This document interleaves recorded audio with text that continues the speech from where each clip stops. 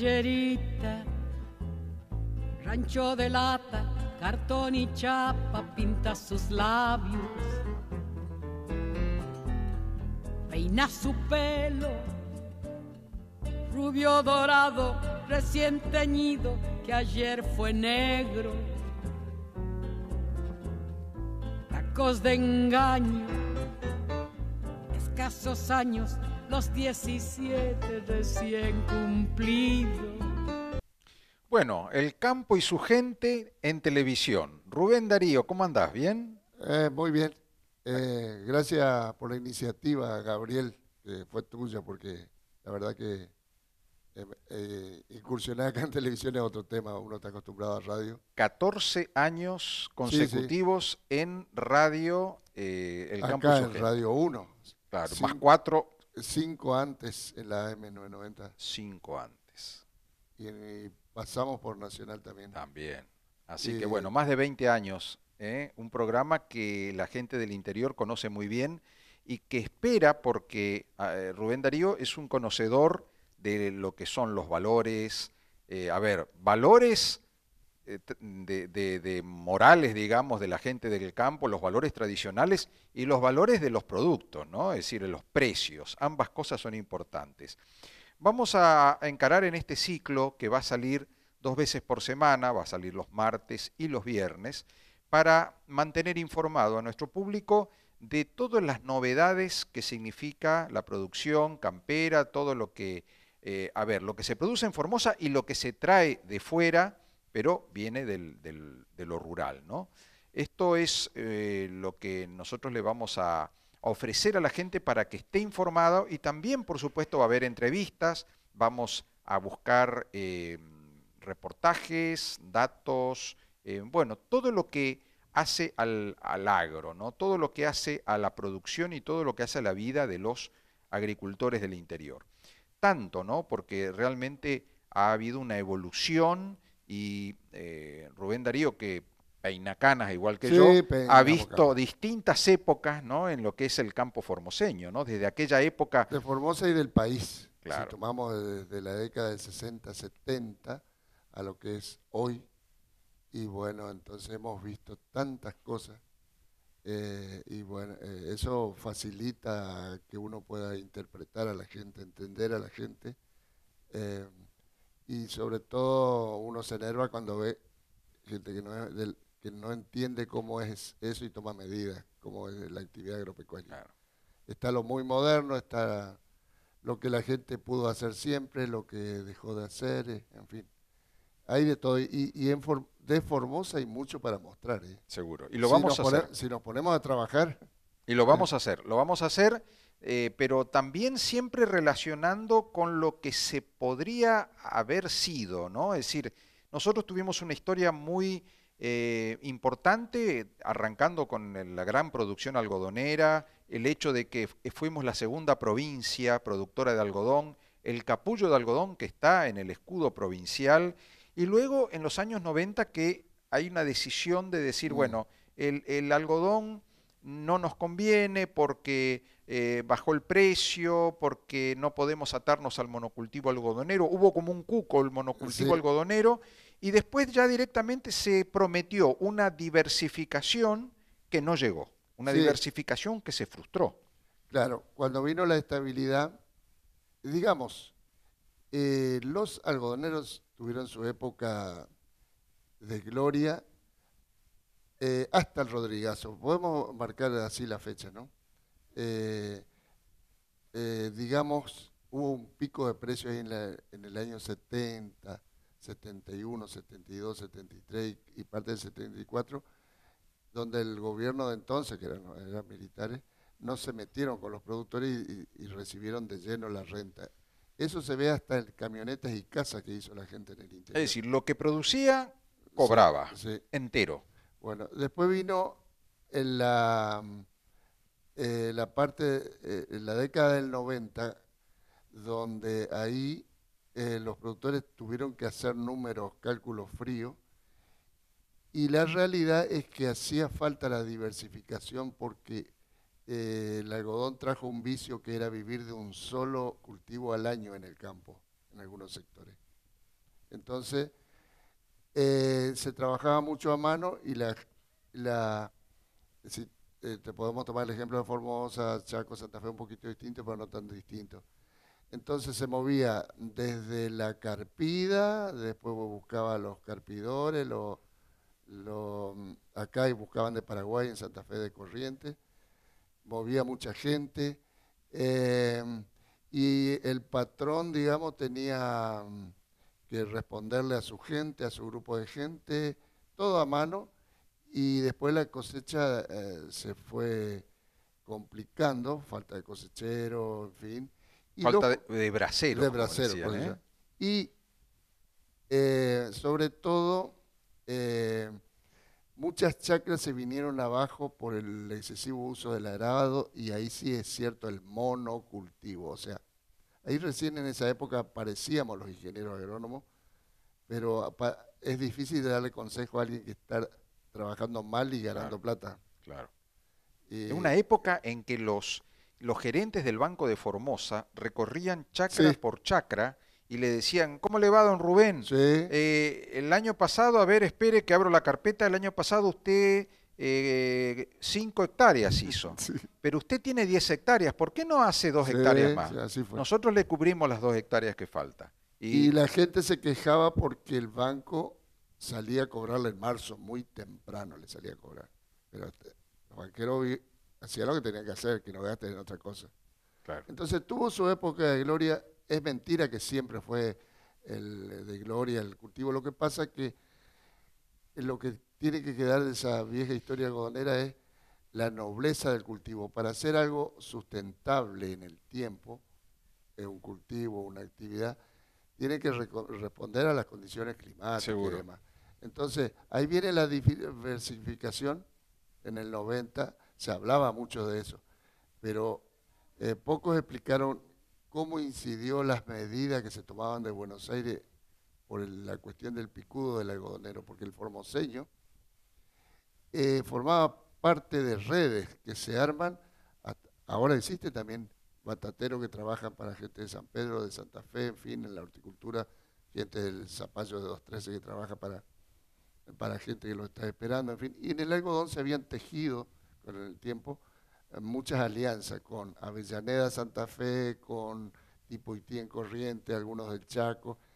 Y cuando empiezan con las reglamentaciones por el ingreso del picudo del algodón, antes que ingrese ya lo destruyeron el algodón, el picudo del algodón vino desde Paraguay. Y entonces le pusieron infinitas reglas que no... Y ahí empezó a a, resentirse, a a romperse. romperse Esas alianzas. esa red que Ujú. había. Sí, incluso había gente de Avellaneda que invertía dinero y, por ejemplo, en Riacho tenían una desmotadora propia. Claro, esa de Riacho era plata de Avellaneda por excepción de IVA que le dieron los militares, que era una época, que se instaló ahí.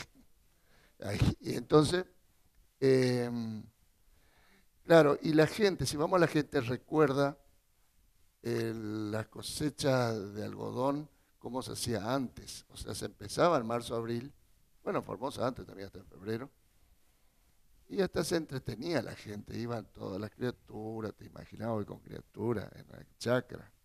Pero Eh, lo que hoy la gente no le debe costar creer es que los empleados públicos, hasta los policías, pedían licencia para ir a cosechar, claro, porque en ese mes o 2 meses de cosecha ganaban mucho más que ese sueldito provincial, sí, sí, digamos, sí. ¿no? Entonces había una licencia especial para ir a cosechar el Bueno, algodón. y hasta donde yo sé, el sector privado se fue retirando con tantas reglamentaciones. Una vez había todo un circuito que debía ser una carga de algodón en bruto para ir a Avellaneda, que tenía que pasar por esta ruta de allá, tenía control sanitario. Y, y terminaron abandonando a la gente con esas reglamentaciones del picudo. O sea, le han roto ese circuito. Eh, Ahora, la famosa diversificación que prometió el gobierno, yo recuerdo un discurso del gobernador que decía, no podemos seguir con el monocultivo, nosotros vamos a través del Ministerio de Agricultura, a través de esto, a través del otro, vamos a introducir una diversificación que le va a permitir al hombre de campo Sí, una bueno, rotación, Eso, bueno, en definitiva, no pasó. Si se empezó, no se continuó. se sabía que tenía que hacer eso, y, y era podríamos decir, el comienzo de la acción de los ingenieros agrónomos.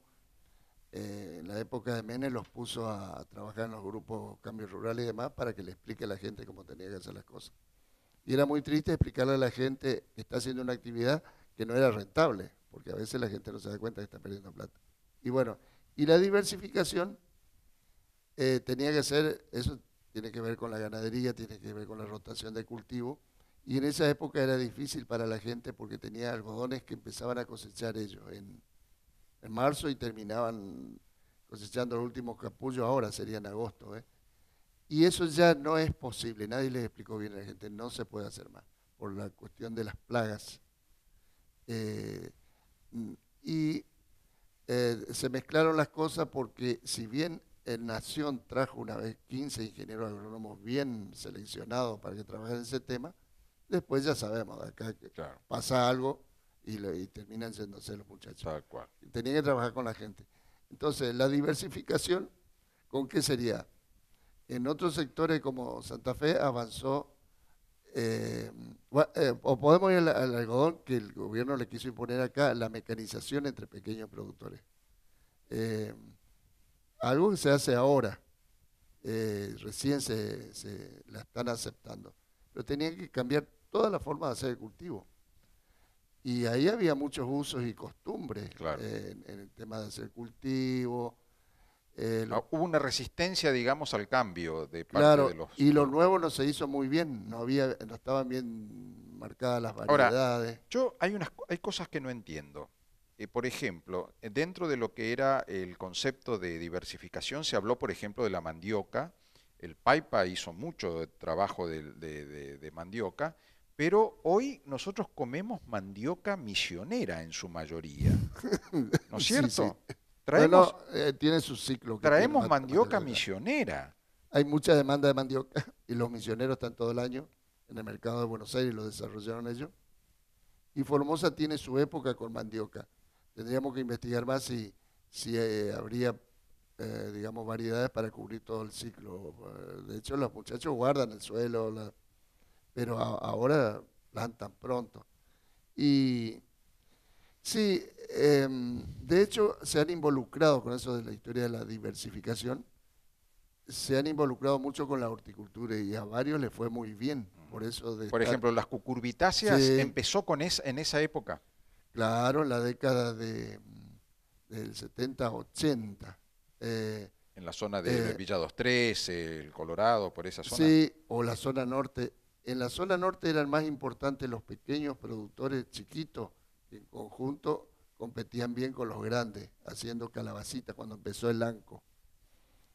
Y, y después el tema de los bananeros, pero tendríamos que preguntarle a ellos, hubo muchos años que no se vendió ni una banana. Siempre se mantuvo por una planta noble como el algodón, por eso existe, si no, no Claro, existiría ni una planta. seguro, seguro. Y Saliendo de esa época, de ese raconto que estamos haciendo, hoy, por ejemplo, Rubén, eh, ¿a qué es lo que está atendiendo en este momento el hombre de campo? ¿Qué es lo más importante en este momento? A ver, cucurbitáceas en el sur. sí, Los ahora zapalleros ahora hay están. zapallos sembrados nacidos en crecimiento, porque son los primeros que salen en el país. Por ejemplo, el grupo de 213 sale. Estaban cosechando hace 10 días atrás, estaban La cosechando gente siembra de tardía, 213. sí, y despacharon cabuto, el cabuto lo ubica la gente, el zapallo más consumido, el negro ese, eh, lo despachan a distintos puntos del país, o sea, la siembra tardía, porque es un zapallo que se puede guardar mucho. Pues los 213 hacen también los clásicos zapallos porque tienen su mercado, ellos tienen sus nichos. Y la zona norte, hay distintas cosas, hay batatero grande. La sandía se fue hacia Lomita, antes era más de la zona norte. Pero el paipero, Al como Piper, el paipero fracasó, es decir, el paipa Yo recuerdo un reportaje que le hice a un administrador del Paipa que bastante honestamente me contestó de que había fracasado, por ejemplo, la batata, ¿no? Que fue un esfuerzo importante que se hizo, pero la batata para los paiperos fue bastante magro el resultado. Claro, cuando se habla de resultado en el campo, yo pienso que hay que evaluar en un ciclo de no menos de 3 años un resultado, 3 a 5 años, y preguntar al productor cómo hiciste eh, tu trabajo esos 3 o 5 años. Eh, entonces, en un momento, la producción batatera la trae la gente de Los Laureles de Santa Fe. Cuando vieron el nicho que acá se podía producir batata cuando falta, que es eh, diciembre hasta el 15 de enero era, muchos vinieron acá mientras hablaban, discutían sobre la diversificación en silencio. Gente de Santa Fe se instaló en la zona de Misión Tacaglé, hizo choclo, hizo muchas cosas. Y el local después se acopló, empezó a copiar lo que hacía el de afuera. Pero después entramos que el de afuera o el mecanizado, que hay locales también, se mecanizaron mucho y el chiquito, si no está organizado, desde su casa le dice, te vendo mi batata. Claro. En cambio, el que está mecanizado hace todas las tareas y tiene su mercado a Mendoza o Buenos Aires. Y ahí es donde no se lo acompañó al chiquitaje y se fue quedando afuera despacito por continuo fracaso. Ni te cuento cuando el algodonero fue abandonado por el sector privado, prácticamente de acá se desenganchó y avanzó el Estado. Bueno, ahí lo tomaron con total irresponsabilidad. Acá han distribuido semillas truchas. Yo estaba en la M990, me acuerdo, comentaba todo eso. Me daba lástima, pena a mí la gente. A ver, vos dirías que el problema central de lo que hizo el Estado en Formosa fue no haber confiado en el privado, no haber financiado al privado para que se organice, para que se hagan consorcios, para que se trabaje de manera con un espíritu cooperativo, y resulta que quiso hacerlo todo el Estado y lo trató de politizar incluso con los intendentes. Claro, ahí está el caso del Paipa. Yo creo que tuvo la mejor intención el gobernador cuando lanzó el Paipa entusiastamente, que esos planes vinieron de Centroamérica, ya estaban, y de Nación vino el programa social agropecuario, que tibiamente se instaló en la provincia, y ahí ellos después lanzan el Paipa, porque dijeron, como hay, eso también es cierto lo que dijo el gobernador, ¿sabe? Había pocos productores medianos, estructurados, que les llamaban los detractores. La mayoría eran pequeños agricultores con caballos, con buey y trabajaban bien a su manera, con lo que ellos podían. Y ellos dicen, bueno, nosotros les vamos a hacer la revolución verde más o menos, y rápidamente largan un programa de vivienda. Y nosotros pensábamos que estaríamos equivocados. ¿Cómo vas a ir a hacerle una vivienda en medio del campo a un pequeño agricultor que no tiene solucionado su tema productivo, o sea, su supervivencia? Claro. Tenían que ser al revés, solucionarle sus temas productivos. Pusieron el carro adelante del caballo. Claro. Y ahí no sé el número de viviendas. Que alguien las cuente, investigue todos esos negocios. Pero ojo que muchas veces se ayudó al productor. Y normalmente lo que hacen son eventos así en una chacra y involucran a 1, 2, 3. Y sobre todo han combatido al técnico agropecuario, que yo como técnico agropecuario, la última reunión algodonera que estuve en Portón Negro, después de Pinicio, Sí. y nos cayó la policía, porque había una diputada. Y en vez de la policía ir a compartir con el asado, y hablábamos de algodón. Y esa es la imagen triste, me da vergüenza ajena. Lamentable. ¿Por qué? Porque ellos a través, como últimamente en el periodo de Quintana, el ministerio cedió el manejo de la agricultura a los intendentes, en vez de hacer un poderoso ministerio de la producción. Entonces ahí pasaron a manos de los punteros políticos.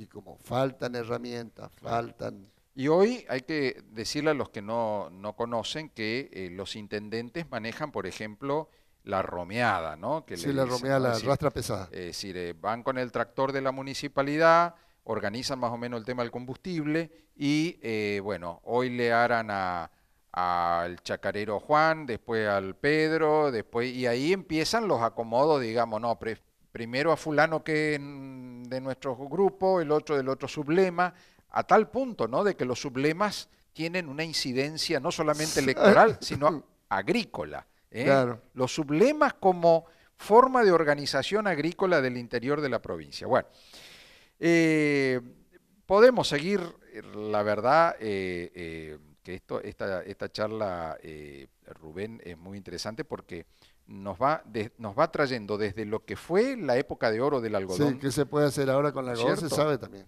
Claro. Estamos viendo, el otro día yo estaba mirando un video muy interesante, no sé si será todo cierto lo que muestra la provincia de Santiago del Estero, Sí. pero impresionante y muestran todas las, digamos, todos los eslabones de la cadena, ¿no? Desde la siembra, la cosecha, el desmote Sí, sí. y la fábrica textil, ¿no es cierto? Como Claro. nosotros supimos tener en la época, la buena época del algodón formoseño. Hoy ya no tenemos casi desmotadoras, se cerraron la mayoría, ya tampoco tenemos fábrica textil, pero los santiagueños están haciendo eso. Sí, bueno, pero de la mano de grandes productores. En Grandes Santa Fe productores. creo que tienen 120 productores nomás, y en la zona más baja porque se hace de otra manera el cultivo. Sí, para los nostálgicos que tenga interés en hacer, yo haría un relevamiento. A ver, ¿quién tiene interés en hacer 5 hectáreas de algodón y lo va a cosechar con la familia? Bueno, entonces acá en la zona de San Martín Chaco están haciendo un trabajo así, que se lo puede Al viejo vender, estilo, claro, como orgánico, tiene otro mercado, claro, inclusive, con claro. trazabilidad, en fin. Pero yo dudo de que haya gente en el campo dispuesto a manejar algodón con cosecha a mano, en fin. Además, los hijos, muchos de ellos se le fueron, No, ya están lejos, así que con la patrona no, y el suegro, no, hoy hay que hablar más bien que darle un dron al comisario del pueblo, al puntero político, que fumigue las chacras con drones a ese nivel más o menos que se podemos trabajar hoy. Eh, pero lo que pasa es que es crónica la falta de maquinaria entre el pequeño productor y muchos intendentes han solucionado el tema. No hay que combatir eso, pero hay que complementar. auditar un poquito, porque hay intendentes que han empobrecido la zona, pues los tractores fueron todos a su campo, o la semilla que le mandan desde la gobernación termina en su campo. Y entonces se fue tergiversando todo. Bueno, también lo vemos eso en los listados de los subsidios, ¿no? Es decir, el otro día vinieron los 150 millones de pesos por la emergencia agropecuaria que se declaró en Formosa y que se homologó a nivel nacional. 150 millones de pesos que no alcanzó las cucurbitáceas ni alcanzó a la mayoría Ah, de los cultivos, solamente fue algodón y banano. Ah, y apicultura, nada más. sí, y ahí a destiempo. Es como que la gente de la Federación Agraria vio venir el maletín que lo habían guardado acá con los 150 acá estaban distraídos, no sé qué hacían, y les Sí, recordaron. les recordaron sacando los No, tractores a la ruta. sí, pero 10 personas después para cobrar dice que no se podía caminar por Y Laguna bueno, Blanca. porque aparecieron un montón que no se No, sabía no dónde sé. estaban. Los que quedaron afuera son los zapalleros que se quejaron, la Eh, gente de 213, y dicen que cobraron también los apicultores. Y ya que hablamos de apicultores, esta, miel del monte, ¿cuál es la historia de esto? Miel de palo de de monte. palo, sí. ¿Qué Acá, diferencia hay con la miel no, de panal? está la miel de panal. Sí, la de Eh, panal humano, digamos, sí, sí, fabricado por los seres humanos, que claro, le facilitamos a la abeja para que se instale ahí. Este no, este es de claro. panal natural. Hay muchísima gente acá que como medio de vida sale en la época al monte a juntar miel.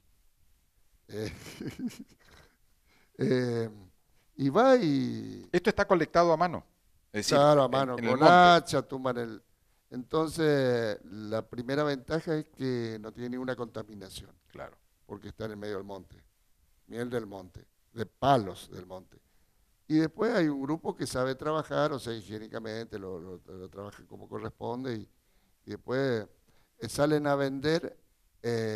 Ahí tendrían que tener salas de extracción, en fin, a nivel municipio, algo, organizar algo mejor, como el Chaco.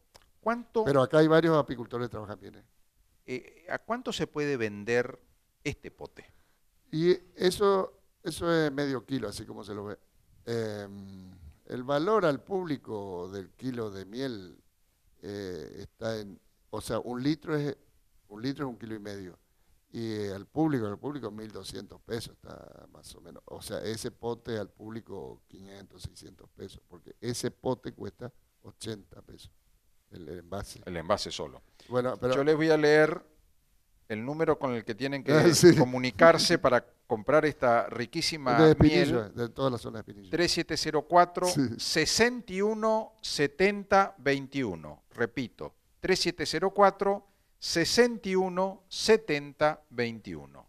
Claro, y te encontrás en el campo con gente que tiene a lo mejor 50, 100 litros y lo quiere vender y no, por ahí tiene que, se la rebusca en la feria, en distintos lugares. Y hay varios que trabajan muy bien, hay técnicos como buenos en apicultura, también se trabaja con las abejas que no pican, las meliponas, hay algo de eso acá también, podemos hacer todo un programa sobre eso. Y, y bueno, yo me involucré a raíz de la cantidad de gente que tenía 20 litros, 30 litros, 50 litros, y bueno, ¿Cuánto tiempo aguanta la miel? hay que preguntar al especialista, pero si le preguntas a uno de bromatología te da otra versión, pero se la almacena mucho tiempo. Lo que pasa es que tiene que eliminarse todo cuerpo extraño. Si no está sacada en sala de extracción reglamentaria como hay en el parque industrial acá, una para envasado, para todo. Y el Chaco está trabajando muy fuerte con esto. Y acá, no sé, tendríamos que repasar porque se van a ofender algunos que trabajan muy bien en Ibarreta, en varios Recordemos lugares. que la miel tiene, en forma natural, tiene una sustancia antibiótica, ¿no? Que Sí, las abejas le colocan ya por su organismo.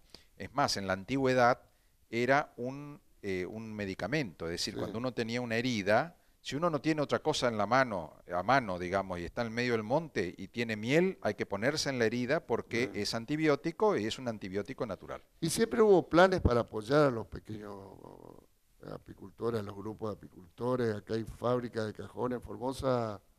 Nosotros como periodistas tenemos que ayudar a conocer todo eso. Estuve con gente que fabrica equipos para protegerse de las abejas acá en Formosa. Eh, tenemos muchas cosas para contarles si Bueno, nos ponemos a trabajar. nuestro compromiso entonces aquí en el campo y su gente es que usted se entere de todo esto, dónde se produce, cuánto cuesta, bueno, quiénes son los que lo producen y también, por supuesto, una persona que nos está escuchando y dice, a mí me interesa. Mm. Bueno, si le interesa, podemos, acá, por supuesto, Rubén, yo soy simplemente una compañía, No, ¿no? pero lo derivamos a la gente que sabe. Ahí. Por supuesto, por supuesto. Pero acá el que sabe es Sí, el para... ingeniero Capelletti. Bueno, vamos a ir despidiéndonos porque estos primeros programas son de media hora. Ya vamos a llegar al programa más extenso. Son los primeros, digamos, la primera versión televisiva de El Campo y su gente, ¿no? Un programa de 20 años de antigüedad en radio, pero hoy vamos a empezar a caminar en lo que es la televisión, porque vamos a mostrar, ¿no? Vamos a mostrar, Rubén Darío Sí, va a ir trayendo frutas, hortalizas. distintos productos y los va a enseñar, ¿no? Las características, bueno, a distinguir determinada producción y los precios, ¿no? Es decir, cuánto está hoy los distintos productos del campo formoseño y también los productos que se traen de afuera y que se venden en las verdulerías de Formosa y, bueno, para que usted tenga una idea de cuáles son las épocas, qué precios tienen, si conviene o no conviene comprar por cajón, por ejemplo, en determinadas circunstancias, dónde, cómo, bueno, todo esto lo vamos a conversar acá. Rubén, Bueno, me gustó. Como primer programa. No pensé que iba a ser con vos, Gabriel, programa en televisión, pues nunca me animé. Pero yo creo que vamos a responder a la expectativa porque sobre todo vamos a mostrar cositas, o vamos a mostrar por qué es pobre un pequeño chacrero, cómo trabaja mal, qué se le puede mejorar, en fin.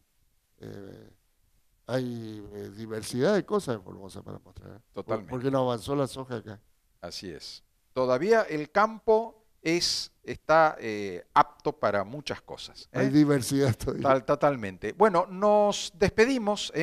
Vamos a reencontrarnos el próximo martes a esta misma hora acá en Canal 7. Nos vemos.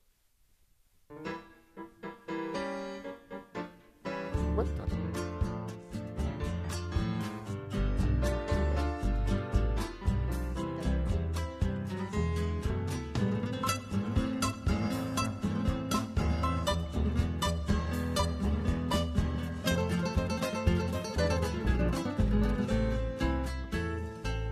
Villerita, rancho de lata, cartón y chapa, pinta sus labios, peina su pelo, rubio dorado, recién teñido, que ayer fue negro, tacos de engaño, escasos años, los 17 recién cumplidos,